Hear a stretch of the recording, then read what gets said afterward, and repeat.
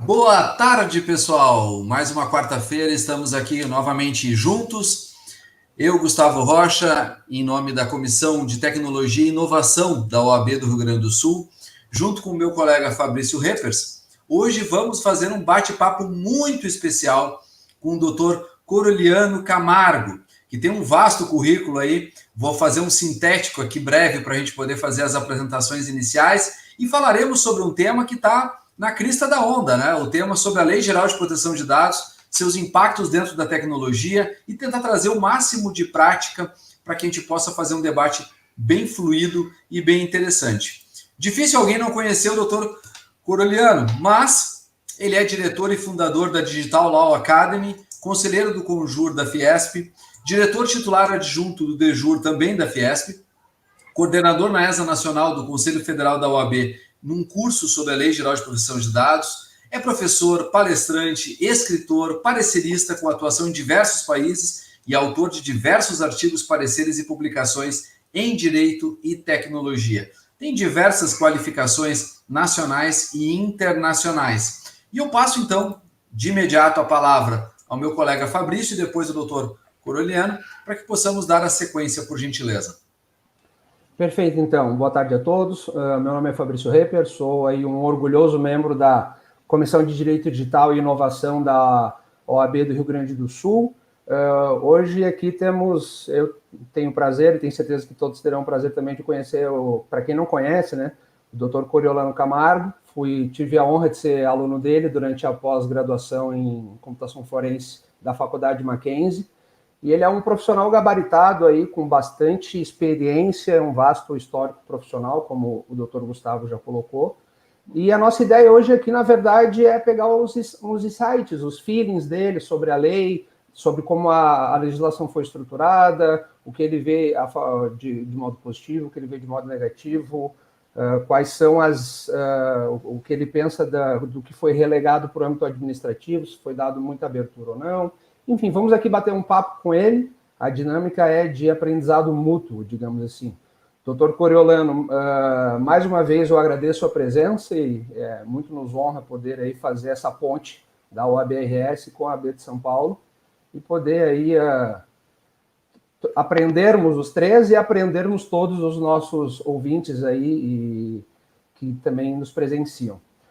Agradeço novamente e a palavra está com o senhor. Muito obrigado, doutor Fabrício Reppers.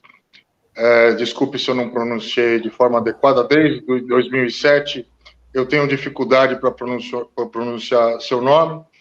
Como professor, nós entramos no primeiro dia na sala de aula e já verificamos os expoentes. Eles aparecem muito rápido. Doutor Fabrício, um profissional muito sério em sala de aula, muito compenetrado. Era muitas vezes difícil tirar um sorriso do Dr. Fabrício, porque ele era um profissional extremamente concentrado e apegado ao estudo.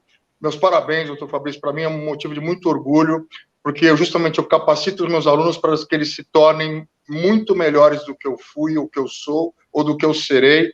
E o senhor é um exemplo disso, que eu tenho certeza, tenho lhe acompanhado, que já se destaca, né, muito mais do que o seu professor em outros segmentos, porque o direito digital hoje envolve blockchain, inteligência artificial, proteção de dados, segurança da informação, é um direito transversal que se comunica com todos os demais ramos do direito, tributário, nota fiscal eletrônica, SPED fiscal, direito criminal, direito penal.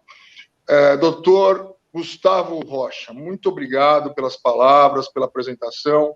É uma honra muito grande estar aqui, aprendendo com vocês sobre a complexa lei de proteção de dados. A lei ela vem amadurecendo e com um espelho no GDPR, que é o Regulamento de Proteção de Dados europeu, mas nós estamos engatinhando, nós não temos no Brasil uma cultura da proteção de dados e a cultura da privacidade. Eu queria pontuar que por que os dados são vistos como o petróleo da nova economia, da economia digital. Vejam vocês, nós temos na rede uma quantidade muito grande de microdados, metadados, nós temos diversos pequenos conteúdos informacionais que, na verdade, não identificam a pessoa, né, nos termos da lei, né, que dado pessoal é aquele que é capaz de identificar a pessoa natural, né, e, sendo assim, as empresas como Amazon, Google, Facebook, Apple, entre outras que eu podia citar, citei as 4 que estão na mira do parlamento americano, vamos falar disso mais para frente.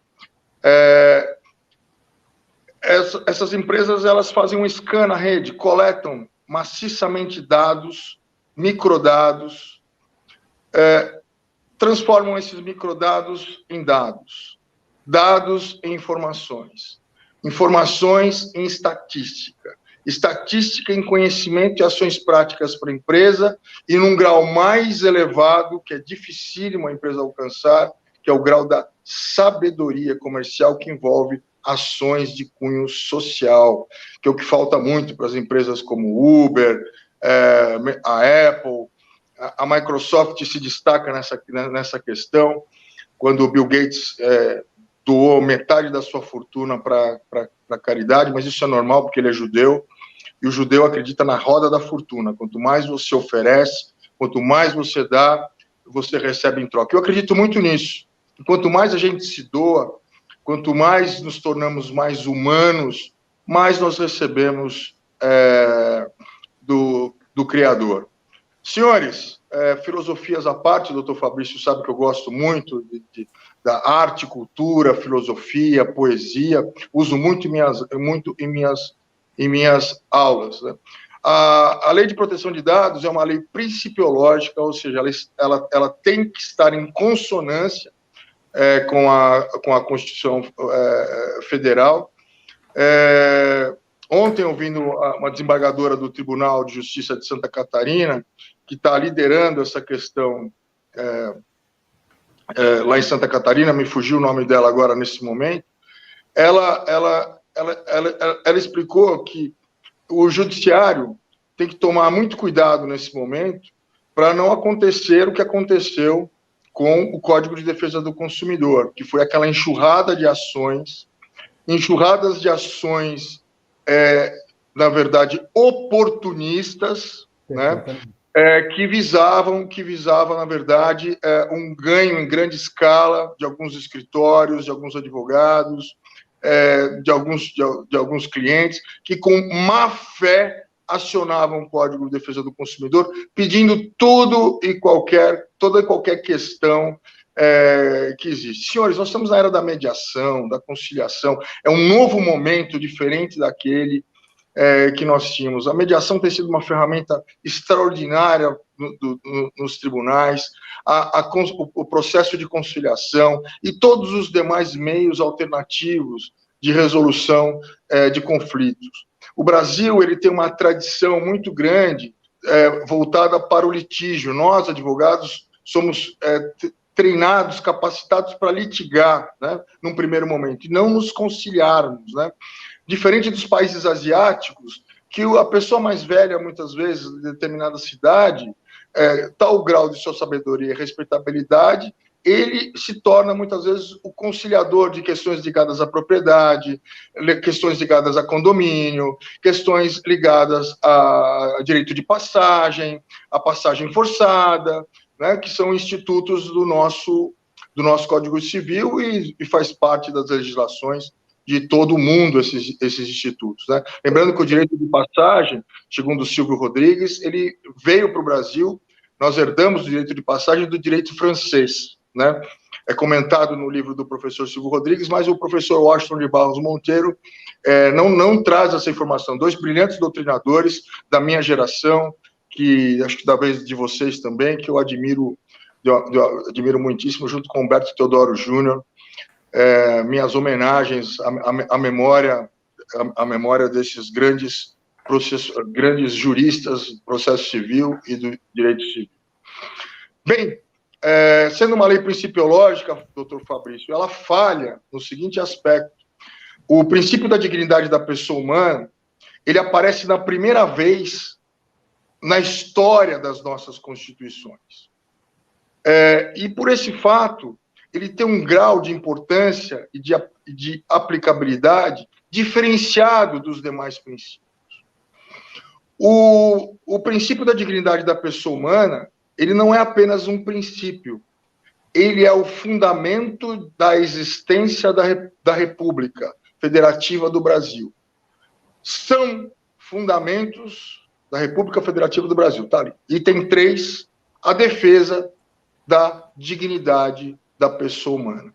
Tal é o grau a força desse fundamento, que ele gera valores constitucionais, o valor ou o princípio, né, do direito ao esquecimento, né?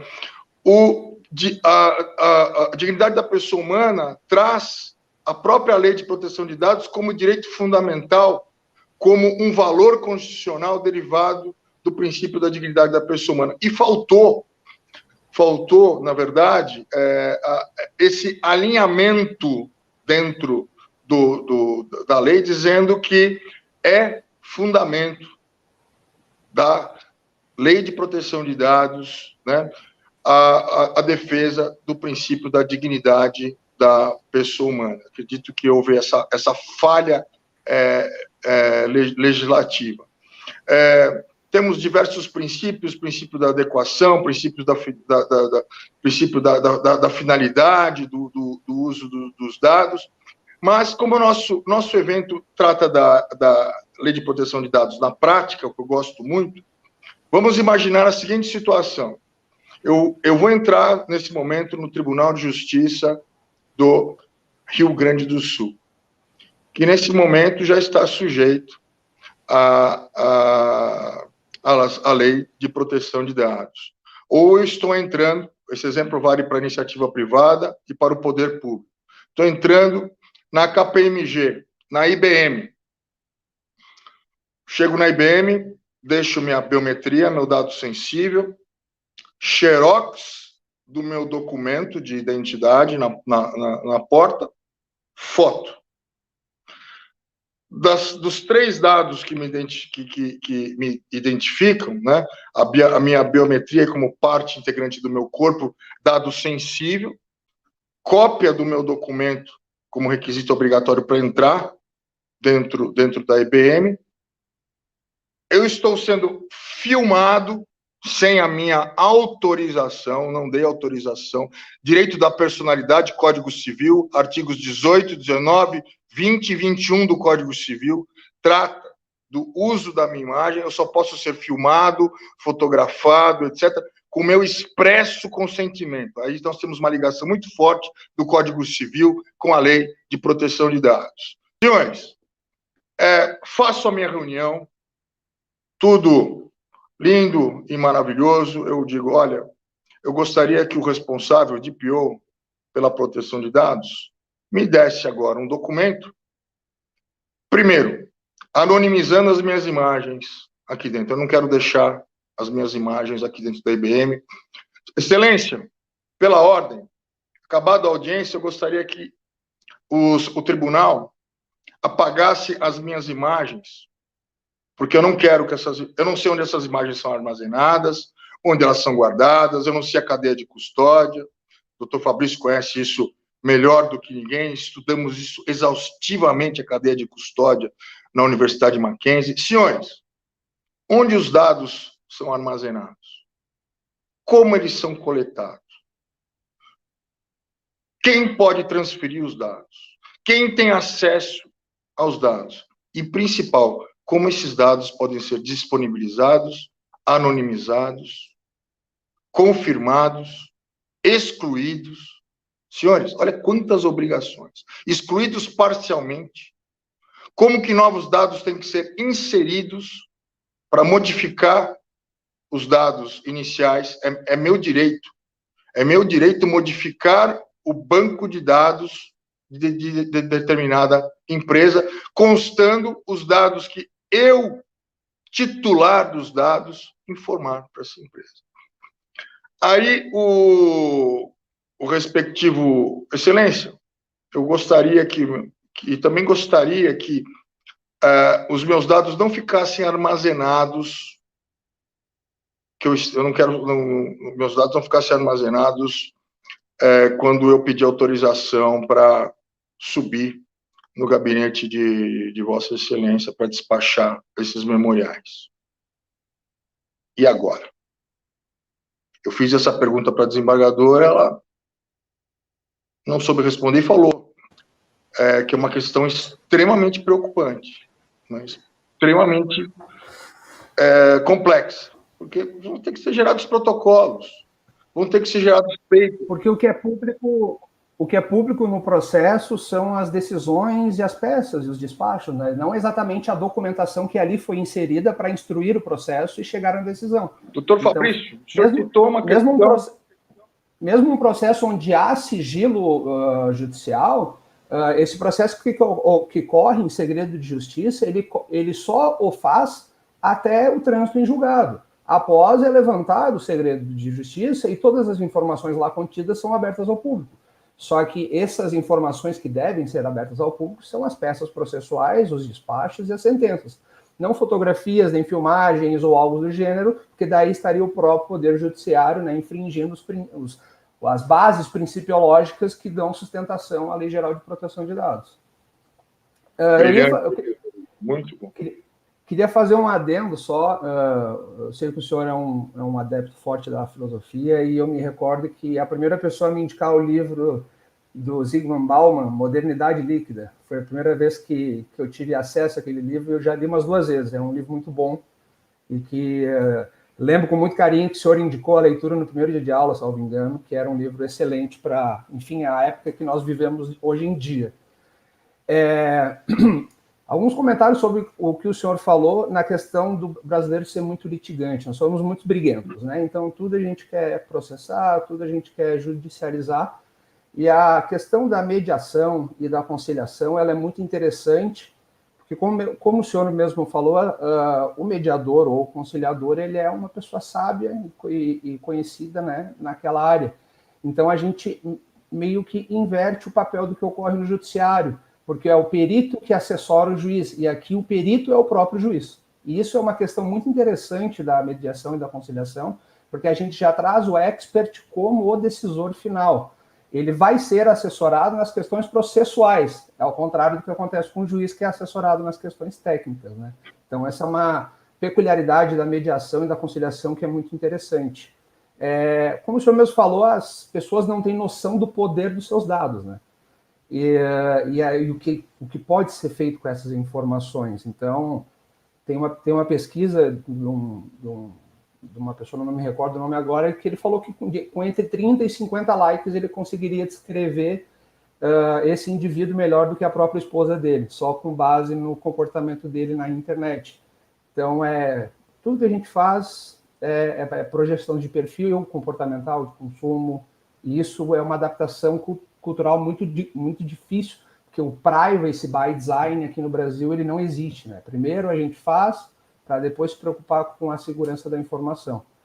Então, o que eu queria perguntar para o senhor, na verdade, salvo engano, o senhor teve participação na época quando ainda era projeto de lei, a LGPD. Acredito que o senhor foi até o Congresso, né, para dar, enfim, suas considerações e tudo mais.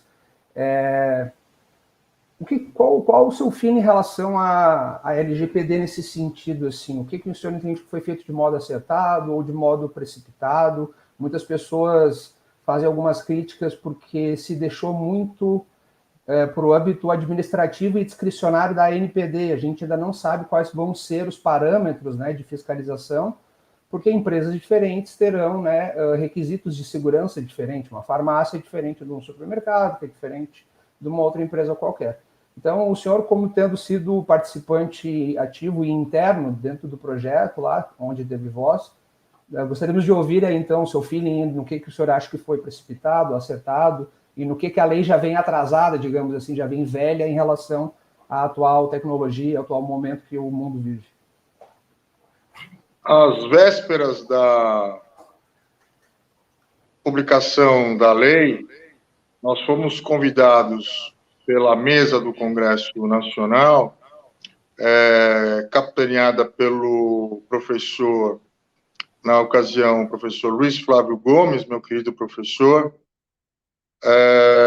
e que eu acabei sendo nomeado o coordenador de uma audiência pública específica para tratar da estrutura da Autoridade Nacional de Proteção de Dados, e apontamos ali algumas ideias bem interessantes. Primeiro, das 21 funções que a Autoridade Nacional de Proteção de Dados tem, o Instituto Nacional ITI, o Instituto Nacional de Tecnologia, ele já exerce 14 dessas funções.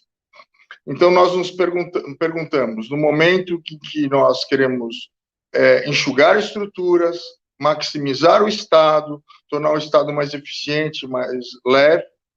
Na ocasião, nós tivemos como presidente do Instituto de Tecnologia, o Dr. Marcelo Bus, que é gaúcho, ele é vereador aí no Rio Grande do Sul, né, no município, né, vereador do município, da capital, Porto Alegre. E o Dr. Marcelo Bus, muito competente, ele capitaneou essa ideia, mas infelizmente não surtiu resultado, porque a estrutura da ANPD poderia ser uma estrutura privada, como é a estrutura do ITI. O ITI ele tem a chave raiz, ele tem vamos chamar a empresa-mãe, né, a NAV, que é o próprio ITI, que vai delegando ao Serasa, ao AB, FEComércio, etc., a segurança do certificado digital, a expedição do certificado digital, o armazenamento de dados, o controle de informações, uma série de funções, né, são delegadas, né, à iniciativa privada. E nós entendemos que o modelo é o mesmo, Fabrício, você falou muito bem agora há pouco, que a indústria farmacêutica ela tem uma necessidade específica, ela tem que ter um representante, ou ela tem que se reportar à sua federação de comércio, à sua federação de indústria, né? Então, eu questiono, por que a Fiesp, no caso das indústrias, né, a Federação das Indústrias do Rio Grande do Sul, não pode, para os seus associados, criar políticas de segurança de dados, justamente sendo a responsável por reportar à autoridade as informações de todas aquelas empresas, né? Ou seja, nós defendemos uma parceria público-privada, nós defendemos uma participação mais ativa da iniciativa privada, porque o projeto trata de economia digital, trata da mitigação ou maximização da economia digital, que é extremamente sensível. Então, nós defendemos um sistema de autorregulação mista, em que as federações, as entidades representativas dos contribuintes, as entidades representativas da sociedade civil, da iniciativa privada e da indústria e do comércio, e dos respectivos setores, o setor petroquímico tem dados extremamente sensíveis, né? A Coca-Cola, quando surgiu o Bloco K, para quem não conhece o Bloco K, a Receita Federal pede tantas informações, que a Coca-Cola teve que se recusar a cumprir o Bloco K e o envio dessas informações. A Coca-Cola disse, olha, eu não posso enviar essas informações, porque eu enviar essas informações, se cai na mão de um técnico, de algum farmacêutico, alguém que seja ligada à área alimentícia e tenha expertise, ele somando todos os ingredientes que eu vou passar, eu estou passando a fórmula do meu produto. Eu estou passando o segredo industrial do meu produto, que eu guardo há 800 chaves há muitos anos, né? Então, foi feito um ajuste no Bloco K para que menos informações fossem solicitadas. A estrutura da NPD, ela peca por não ter um caráter educacional da cultura da proteção de dados, ou seja, primeiro buscar um papel de orientação, depois um papel de notificação, e com essa notificação, após essa notificação, se não for cumprida nesses dois momentos, e assim aqui na Secretaria da Fazenda do Estado de São Paulo, na área tributária, o fiscal de rendas ele vai até a empresa, ou ele dá tempo para que a empresa, muitas vezes, retifique as guias, antes de aplicar o auto de infração, porque muitas vezes se trata de erro contábil simples, se trata de um mau preenchimento da GIA, né? Se trata, e já vou aplicar uma multa de 150%, crédito indevido, documento inidôneo para o contribuinte. Não é bem assim, né? Não é bem assim, né? Se o contribuinte tinha sede física, se foi paga a mercadoria, o nosso Tribunal de Impostos e Taxas aqui do Estado de São Paulo, onde eu sou juiz nomeado pelo governador há 16 anos, ele, na verdade, aplica-se o princípio da boa-fé. Senhores, o princípio da boa-fé é um instituto de direito que está presente a todo momento da nossa vida, né? No exercício profissional, nós temos que agir com boa-fé, hombridade, dignidade, ética. Senhores, eu percebo que o cunho da NPD, né, é muito mais o de punir, de aplicar multas, do que, na verdade, educar. E não vai resolver nada essas multas altíssimas. O Brasil tem uma história péssima com as agências regulatórias, né? Eu só escuto queixas da Anvisa, queixas da Anatel e outras, né? do próprio CAD, né? Ou seja, nós precisamos fazer uma análise crítica do Estado, do que funciona e do que não funciona. Uma reforma administrativa tinha que ter sido feita muito antes de nós pensarmos em criar uma Autoridade Nacional de Proteção de Dados. Sabe, uma reforma do próprio Estado. Há quantos anos nós estamos falando de uma reforma administrativa, bandeira capitaneada de todas as OABs do Brasil, pedindo, exigindo do presidente Lula, depois da presidente Dilma, depois do presidente Temer, e agora não se fala mais em reforma administrativa, porque o país está parado com a Covid, está parado com essa questão das vacinas. A vacina se tornou uma questão política, né? Não uma questão de Estado, realmente, como devia ser tratada, né? Senhores, mas críticas à parte, doutor Fabrício, eu vejo que a autoridade ela peca no processo consultivo também, né? Por exemplo, eu entro no shopping center hoje e eu estou sendo filmado, né? Eu faço parte ali do mentor de uma quadrilha de roubo a joalherias, né? Que teve muito em voga aqui em São Paulo durante um tempo. Roubaram diversas joalherias, né? Ali do shopping Guatemi, que fica na Faria Lima, uma avenida de fácil evasão e rápida evasão dos criminosos. Senhores, eu sou lá o mentor, eu estou ali, o pessoal entra de capuz, metralhadora, etc. Quando chega no final do assalto, né, ou antes do final do assalto, eu estou ali só para mapear o terreno. Eu chego no departamento de TI do shopping e digo, olha, eu quero que as minhas imagens todas sejam anonimizadas. E quero o comprovante dessa anonimização. Doutor Fabrício, aí nós temos dois problemas. A segurança pública pode precisar dessas imagens em algum momento. Só que essas imagens são privadas. Nós já tínhamos, se me permite o rápido... Claro.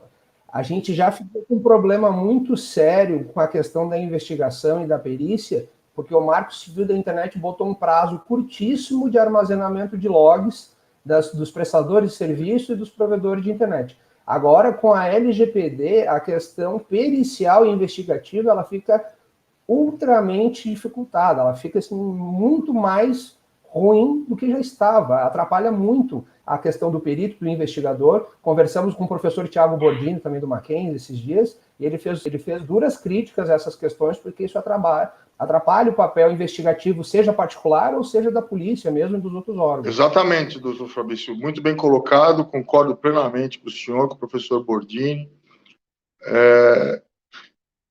Então, o que nós percebemos é que, durante o processo de consulta, como já dizia o querido Eli Lopes Meirelles, né, ao explanar que o processo de consulta, ele naturalmente, ele é regido pelo princípio da boa-fé. Eu tenho uma dúvida fundamental. Ou seja, nesse caso, eu teria que estar isento de qualquer multa durante o processo de consulta, né? Eu teria que estar completamente... e não existe essa previsão. Eu estou orientando todos os meus clientes que trabalham com segurança na iniciativa privada, já estamos elaborando um paper dizendo eu deleto ou não deleto? Essas imagens são públicas ou essas imagens são privadas? Né? É uma questão, é um limbo, né? É um limbo extremamente grave. Agora vai sair a LGPD penal, mas vai envolver o poder público, né? O poder público, ou seja, os tribunais têm suas polícias também, né? Minha esposa é desembargadora aqui em São Paulo, doutora Leila Shevchuk, do TRT2, que deve estar nos assistindo, né? E lá existe uma polícia interna, né? Agentes federais que são responsáveis pela segurança dos juízes, dos embargadores, do patrimônio físico. Muitas vezes se o juiz for ameaçado, ele anda com a polícia.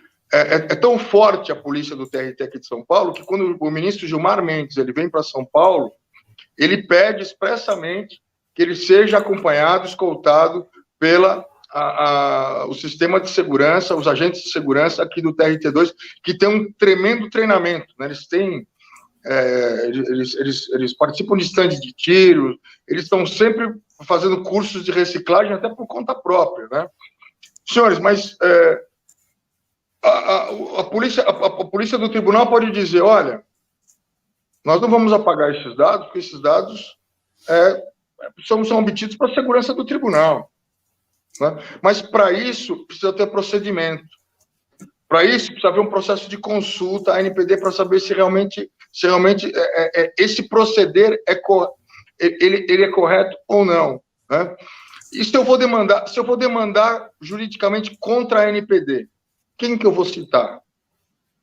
O presidente da NPD? O presidente, o conselho, os diretores? Quem é responsável? Quem é responsável é a NPD ou é o diretor por questões equivocadas? A responsabilidade deles é objetiva. A nossa responsabilidade é objetiva? Não.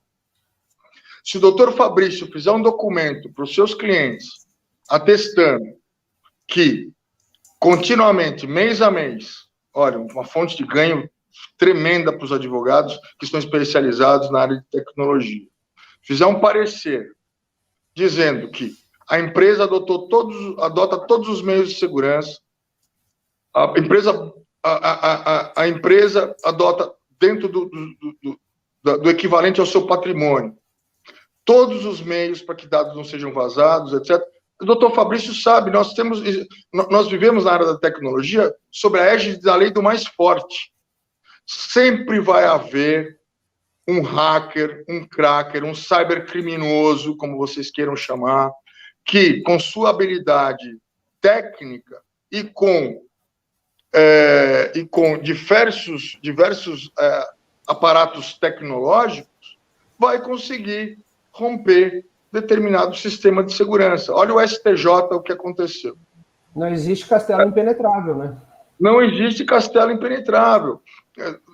No primeiro dia de aula eu disse, quem diz que um sistema é infalível, inexpugnável, ele se envereda para dois momentos.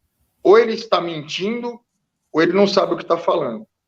E na maioria das vezes a pessoa não sabe o que está falando. Não existe sistema tecnológico infalível.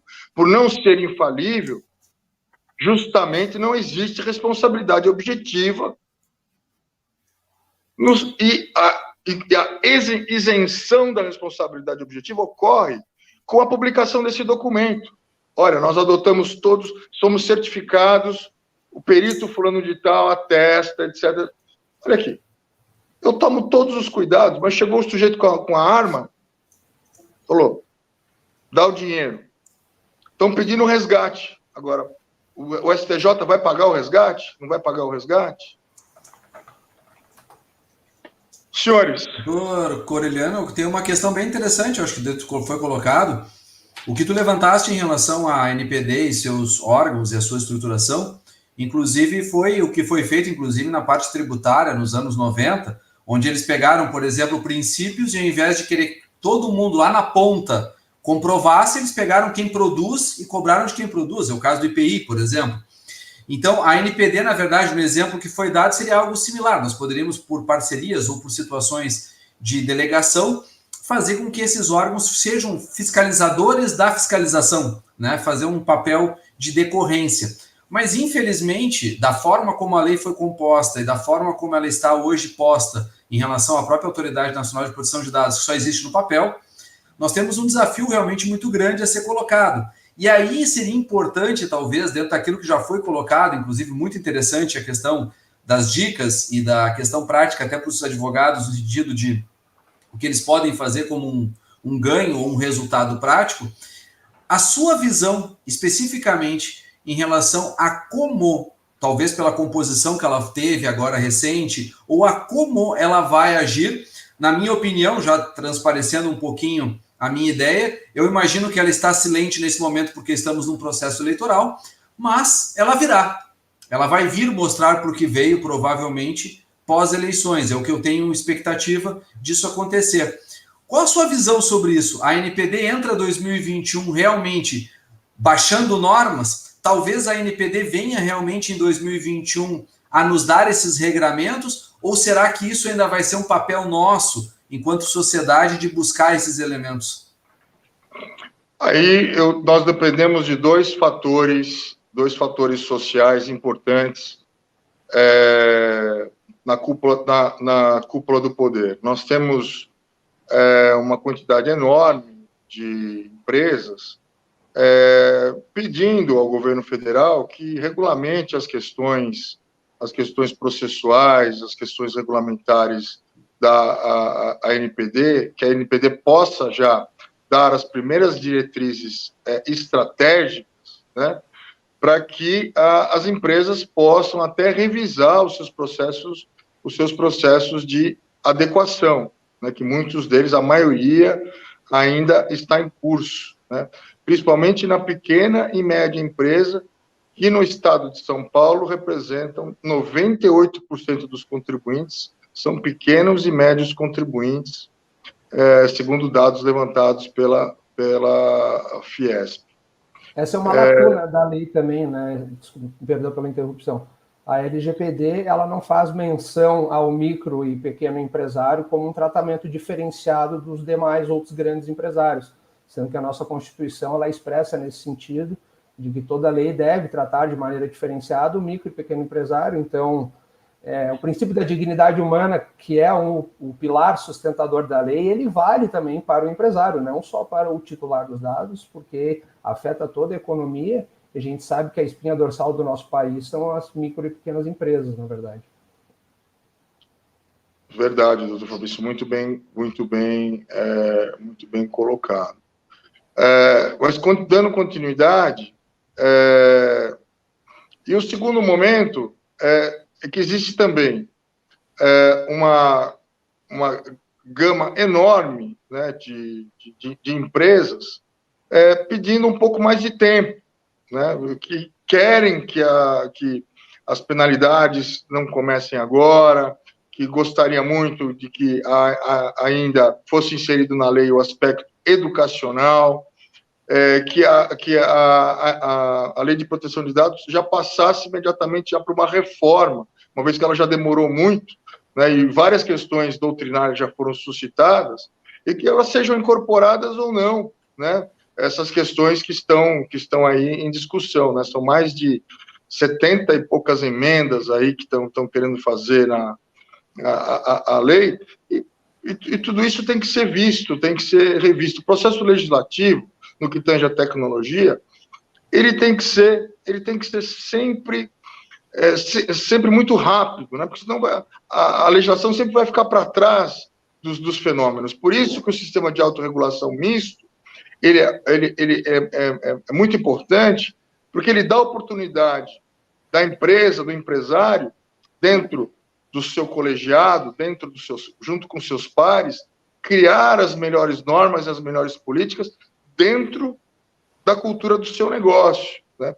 Na área tributária, nós temos o princípio da capacidade contributiva,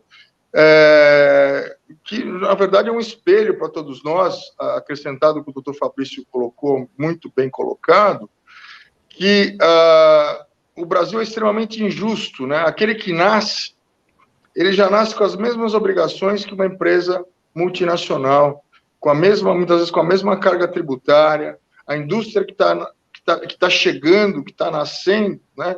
Ela não tem benefício fiscal algum, ela não tem linhas de financiamento no BNDES extremamente difíceis, né, de serem conquistadas. Ou seja, nós temos esses dois momentos, né? Eu não arriscaria um palpite. Eu acho que pelo menos no primeiro semestre nós ainda vamos viver uma euforia muito grande, já é o seu terceiro aspecto, em relação à vacina, né? Está chegando o final do ano, a vacina tá prometida, a população não aguenta mais. Será que nós vamos conseguir conviver com humanos novamente? Ou nossa vida, na verdade, mudou e nós temos que, na verdade, ficar mais em casa, etc.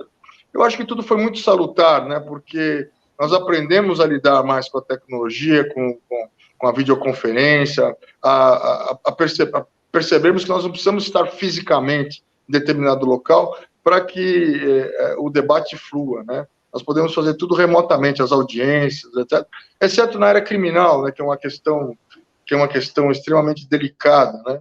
Mas já existe o interrogatório por videoconferência, é uma realidade, já também está sendo usado faz muito tempo, né? Na esfera civil, já temos até reconhecimento de paternidade pelo WhatsApp.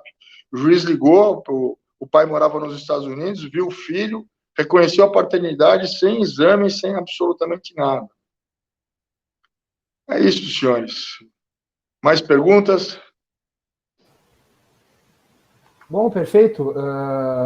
Mas é mais ou menos acho que o nosso pensamento está alinhado, pelo menos nesse sentido da LGPD, porque ela não pode vir com um viés muito punitivista, tem que ser levado em conta aí o princípio da reserva do possível do empresário também, né? Porque não é da noite para o dia que se muda uma cultura inteira de um país. Então, 0,1% por dia, com sorte, a gente vai conseguir mudando, né, o funcionamento e a maneira como as pessoas pensam. E essa questão do castelo impenetrável e da insegurança jurídica da LGPD, porque muito se relegou ao âmbito administrativo e discricionário, né? A grande maioria das empresas nem mesmo começou um projeto de reformulação, né, de segurança da informação, e as que já começaram sabem que isso leva 6 meses, 1 ano, 2 anos, mais até dependendo do porte da empresa. Então é bem interessante que o mercado de seguros, nesse sentido, tem explodido aqui no Brasil, porque é a maneira mais rápida que os empresários estão procurando para blindar o seu patrimônio contra as inseguranças jurídicas e as incertezas da LGPD, é fazendo um seguro, na verdade. Mas o que é mais curioso é que até a própria seguradora, né, assim como num seguro de carro, eles perguntam, você tem filho menor de 18 anos, estaciona o carro na rua, tem garagem própria e tudo mais. A própria seguradora manda um questionário para as empresas, como se fosse uma mini adequação ao parâmetro deles, porque muitas empresas são tão rudimentares na questão da segurança da informação que nem mesmo as seguradoras aceitam a transferência do risco, no caso. Então, assim, eu espero muito que a LGPD a NPD venha com um viés educativo, que venha com um viés de mudança de cultura e não de arrecadação, como a gente costuma ver no Brasil, né? Me recordo quando o CDC entrou em vigor, que foi aquele pandemônio também, tinha muitas lacunas. Então, a sabedoria está sempre no equilíbrio, né? Nunca no extremado. Não sei se o doutor Gustavo tem mais algumas considerações a fazer, a falar. A gente ainda tem 15 minutos de bate-papo. Tem uma questão interessante, eu acho que até para aproveitar também a questão do nosso tempo e aproveitar os insights que tivemos. Na questão das seguradoras, como bem falou o Fabrício, em 2019 eu tive em alguns clientes meus já a situação das próprias seguradoras, em razão da onda europeia, né, em razão da GDPR, não da nossa, já solicitando aos brasileiros, às empresas brasileiras, uma série de adequações e uma série de não eram restrições, mas na verdade de adequações efetivas às suas normativas e até mesmo fluxos internos, se colocando inclusive naquele momento, de certa forma, na posição até de controladores. E isso foi uma coisa bem interessante de ser visto muito antes da lei nossa entrar em vigor efetivamente. Acredito que seja um ponto também a ser levado em conta quando a gente fala da prática da Lei Geral de Proteção de Dados. E o que a gente tem visto, e aí eu gostaria só da opinião do Dr. Coreliano sobre esse tema, é que de alguma forma, e aí pegando os princípios que vocês colocaram, tanto da questão das empresas, o poder econômico e tudo mais, de alguma forma nós já temos visto, e aí tu entrar no Reclame Aqui, tu entrar em diversas outras situações, inúmeras situações embasando, ou dando pelo menos a lastreabilidade de que querem utilizar a Lei Geral de Proteção de Dados na prática. Seria isto, talvez, um dos desafios que nós, enquanto profissionais, enfrentaremos ali em 2021, quer dizer, talvez uma enxurrada, talvez tudo aquilo que nós falamos no início de mediação ser colocado de lado e vamos entrar no judiciário. Será que a NPD conseguirá ser um freio para isso? Ou talvez ter uma política para que isso não aconteça, ou utilizar elementos de mediação? Será que nós teríamos essa oportunidade? Excelente, excelente. A mediação na esfera digital, com a utilização de chats, a utilização, como fez o TRT, da conciliação, a mediação através do WhatsApp. Eu acho que se a NPD tivesse um grupo de conciliadores, de mediadores, que trabalhassem em conjunto com a fiscalização, nós poderíamos propagar muito melhor a cultura da proteção de dados no Brasil, exercendo o que eu disse, o papel educacional do Estado, né? Eu acho que a primeira missão do Estado, né, é educação, né, ética, né, e o civismo, né? O Estado ele tem, na verdade, como função precípua, né, seguindo as lições do professor Dalmo de Abreu Dallari, tem a função princípio a alcançar o bem comum. E cada vez mais o direito ele tem sido visto não como aquele direito que nós aprendemos na faculdade, um direito quase que matemático, né? Ao fato, a norma, e temos um resultado, né? Segundo o Ronald Dworkin, quem não leu, eu recomendo que leia, é um brilhante doutrinador americano, ele desenvolveu uma tese muito interessante, que é muito comentada por todos os doutrinadores ao redor do mundo. Ele comenta que o direito positivo está morrendo na Europa, nos Estados Unidos, aquele direito positivado, né? O direito frio, né? Eu comento que, fazendo um paralelo, né, que a figura que está às portas do STJ, ela é muito mais atual e muito mais real do que aquela figura que existe na porta do Supremo Tribunal Federal, que é a justiça sentada com a espada na mão e cega. Senhores, a justiça não pode ser cega nunca. A justiça tem que ser aquela que está na porta do STJ, os olhos bem abertos, os olhos do homem e as mãos de Deus.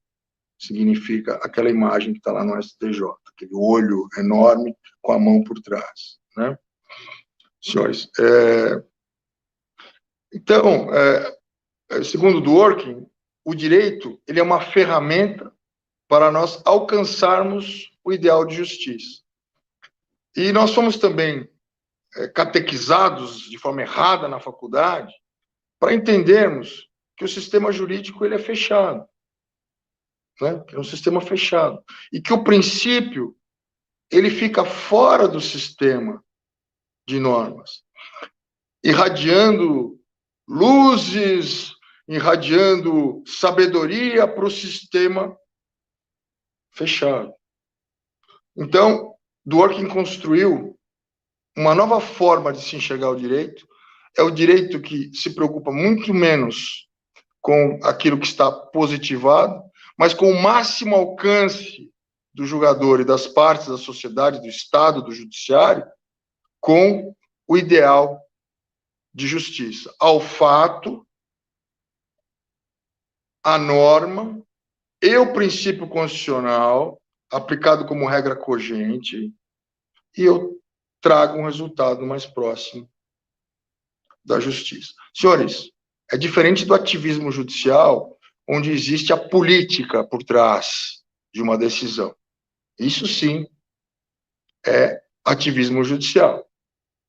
Agora, a aplicação do sistema jurídico móvel ou do sistema aberto, ou a teoria dos sistemas de Luhmann, que o direito...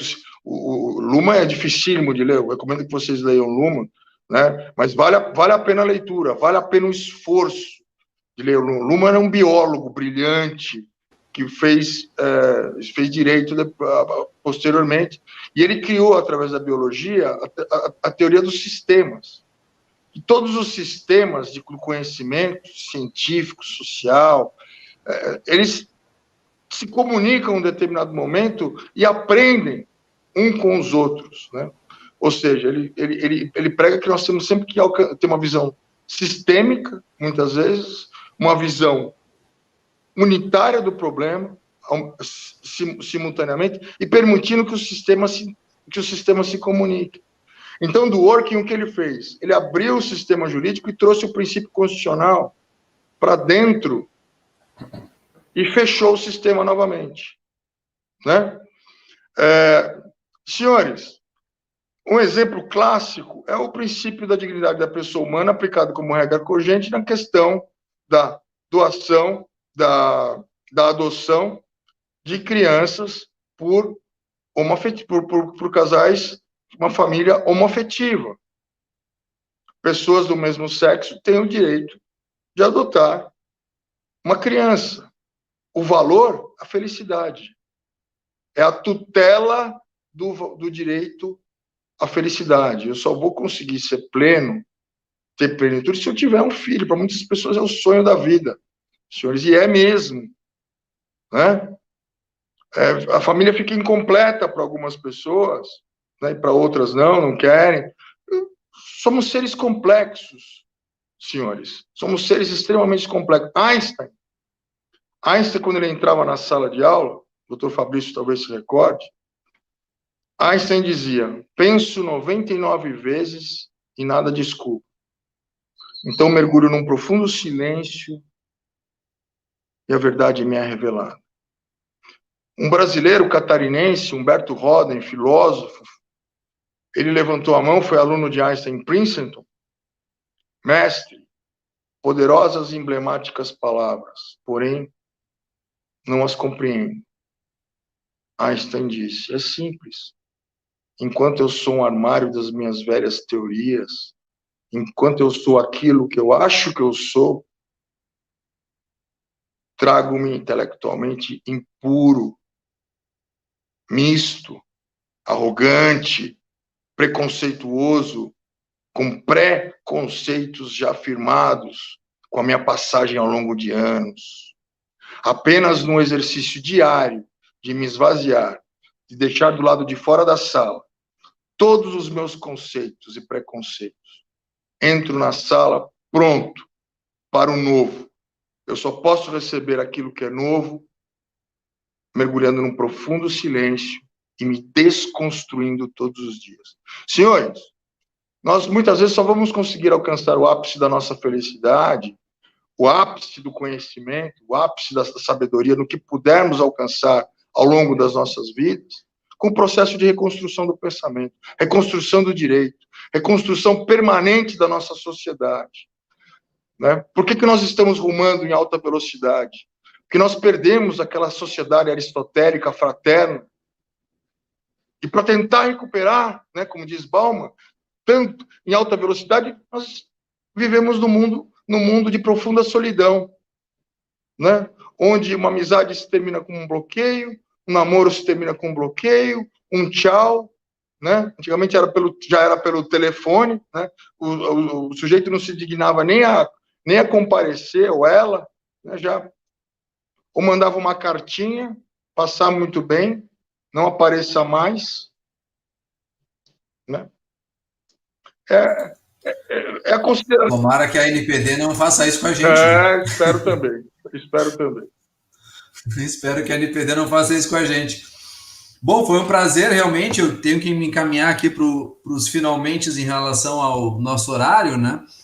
Agradeço de coração, realmente, com as palavras muito afetuosas aí do doutor Coreliano sobre tudo que foi colocado, não somente na questão também de filosófica, mas principalmente de conteúdo técnico.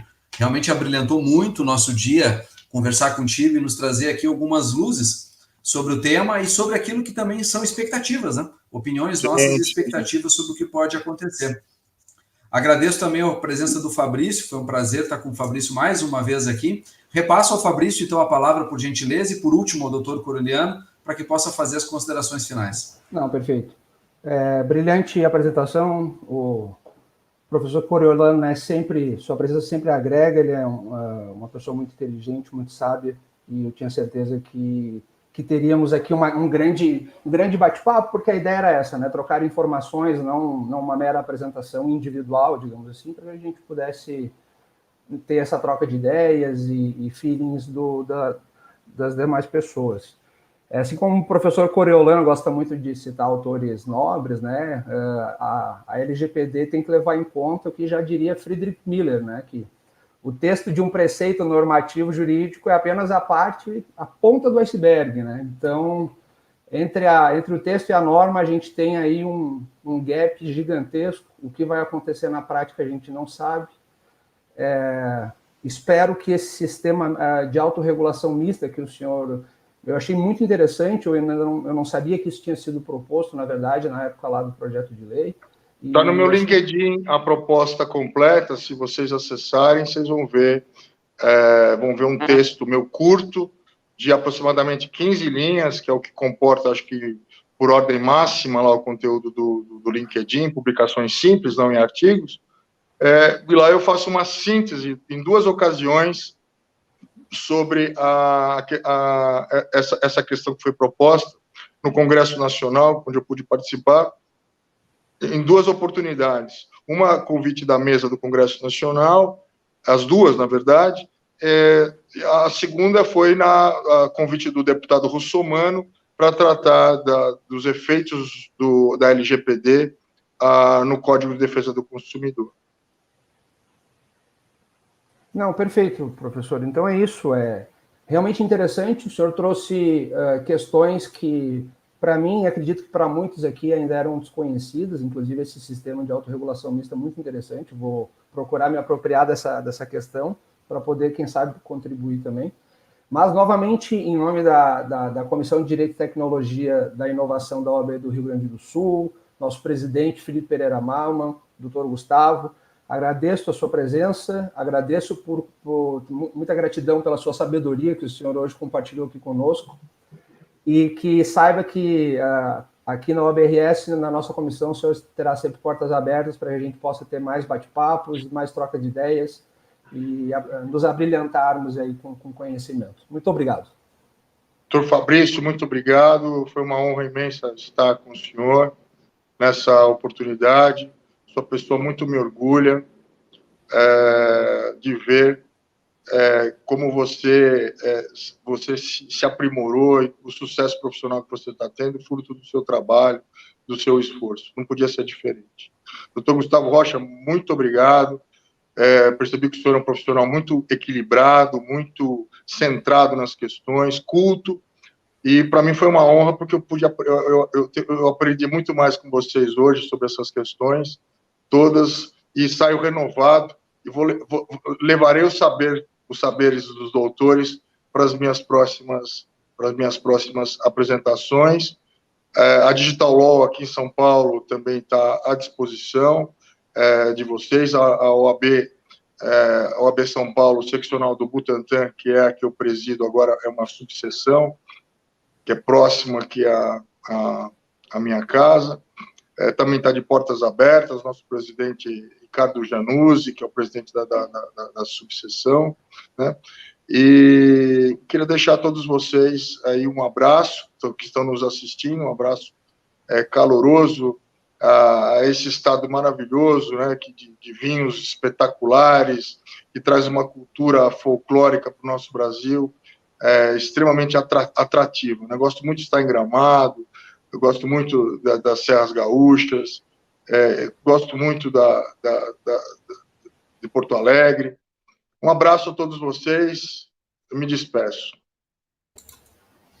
Um grande abraço, então, doutor Coreliano, Fabrício, e até a próxima semana. Na quarta-feira que vem, à 13h, estaremos aqui novamente, mais um tema instigante para todos. Até lá, um grande abraço. Tchau, tchau. Tchau, tchau.